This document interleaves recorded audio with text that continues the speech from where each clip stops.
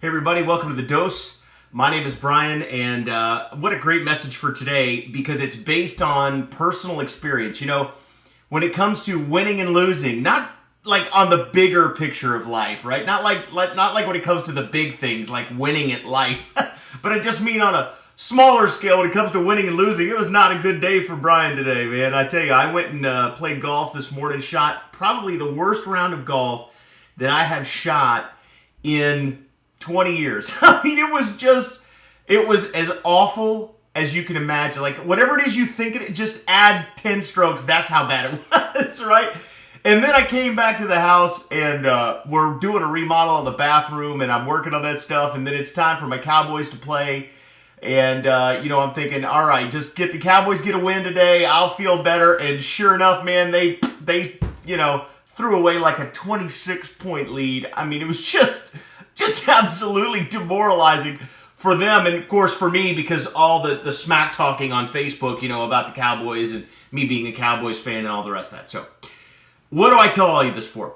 Because as adults, you see, we tell our children all the time, don't be a sore loser. What does it mean when we tell a child, or when we were children, we were told, don't be a sore loser? What did that mean? Just really think about it. What behaviors is a child exhibiting to you that you say, hey, I should tell that child not to be a sore loser? Or what behaviors do you remember exhibiting as a child that your parents felt compelled to tell you not to be a sore loser? Was it perhaps blaming others for your own performance? Maybe it was just pouting and sulking, or refusing to be sportsmanlike and congratulate the other team on their win.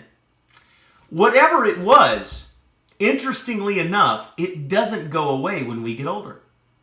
Even today on the golf course, I was being a bit of a sore loser, I have to admit. I remember kind of just being quiet and kind of brooding over, the way that I was playing. And I had to kind of remind myself, hey, whoa, Charlie, I'm not going to get invited back to play with these guys if I'm not any fun, right? If I'm not good company. And so I had to remind myself to kind of pull myself out of my funk and realize, hey, it's just a game. What's the big deal?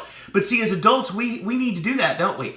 And the whole reason for talking about this is because some people miss that transition from childhood to adulthood. You see, as we mature from children into adults, we're supposed to mature emotionally as well and learn to not be sore losers. But yet, how many folks do you know or have you met that blame others for their failures financially, or in relationships, or spiritually, or with their health and wellness? It's always someone else's fault. It's never their own. They were cheated. They were robbed. It was, whatever the case might be. Some folks have not learned in adulthood how to not be a sore loser. And so one of the characteristics that you and I can work on as adults is always recognizing that we are who we are and what we are and where we are because of decisions that we have made. It's nobody else's fault but our own. We take 100% responsibility for where we are in our lives.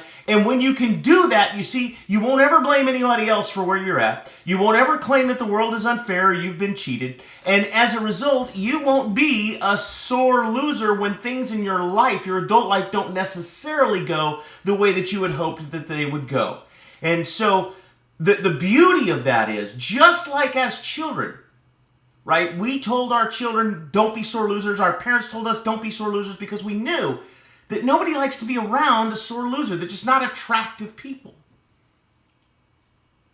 But some adults, right, have chosen to be sore about losing in life as adults, and as a result, they tend to not be as attractive of people as those who can be sportsmanlike in their wins and in their losses daily in their lives and in their adult lives and the things they're trying to do. So just keep that in mind, as you experience the ups and downs, as you have the great days, as you have the not so great days, because you're going to have them all, right? You're going to have the good days, you're going to have the bad days, you're going to have the struggles, the trials. There's no black without a white, there's no good without a bad, there's no righteous without evil. It is the world that we live in. So as you go through this cycle, remind yourself that when things aren't necessarily going your way, if you can be a good loser in the moment, you can continue to retain that winning personality that brings you all the relationships and all the opportunities and more of the good things in your life. So that's the dose, guys. Go out there, make it a great day.